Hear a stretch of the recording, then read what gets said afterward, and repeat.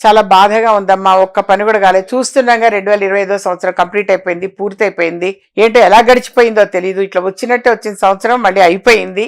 మేము సాధించింది అన్నది ఏమీ లేదు. ఇంకా కొంతమంది అయితే మేము అసలు అప్పుల పాలయ్యాము. ఇలా బాధపడుతున్న వాళ్ళు ఎక్కువ మంది ఉన్నారు నాన్న.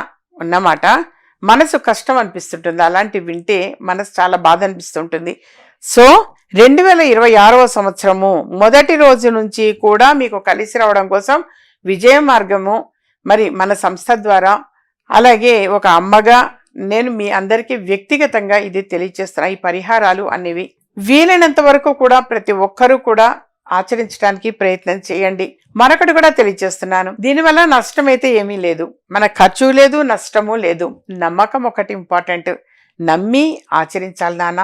తప్పనిసరిగా లలిత అమ్మవారి అనుగ్రహం వలన ప్రతి ఒక్కరి మార్పు కూడా, ప్రతి ఒక్కరికి కూడా మంచి మంచి మార్పులు అనేవి వస్తాయి. ఆ మార్పు అనేది ప్రతి ఒక్కరికి, ఆ మార్పు అనేది వాళ్ళకుగా వాళ్ళు స్వయంగా చూడగలుగుతారు.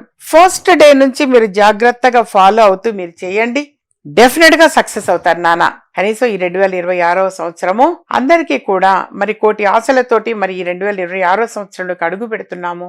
సో అందరికీ కూడా శుభప్రదంగా ఉండాలి అని మరి ఆశిస్తూ ఇలాంటి చిన్న చిన్న పరిహారాలు అనేవి ఎన్నో తెలియజేస్తూ ఉంటా. ఇంకా మా వల్ల కావట్లేదమ్మా అనుకుంటే వ్యక్తిగతంగా అంటే పర్సనల్ గా అపాయింట్మెంట్ తీసుకొని కలవండి నాన్న. ప్రతి సమస్యకి పరిష్కారం ఉంటుంది. పరిష్కారం లేని సమస్య అనేది ఎప్పుడు కూడా ఉండదమ్మా. కనీసం ఈ 2026 సంవత్సరం మన అందరికీ కూడా కలిసి రావాలి అని చెప్పి ఆశిస్తూ ఈ చిన్న చిన్న పరిహారాలు అనేవి తెలియచేయడం జరుగుతుంది.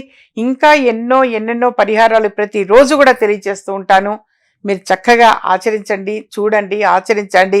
సత్ఫలితాలు అని అంటారు. మంచి మంచి ఫలితాలు అనేది మీరు స్వయంగా పొందగలుగుతారు నాన్న. స్వయంగా మీరు మంచి ఫలితాలు అనేది పొందగలుగుతారు.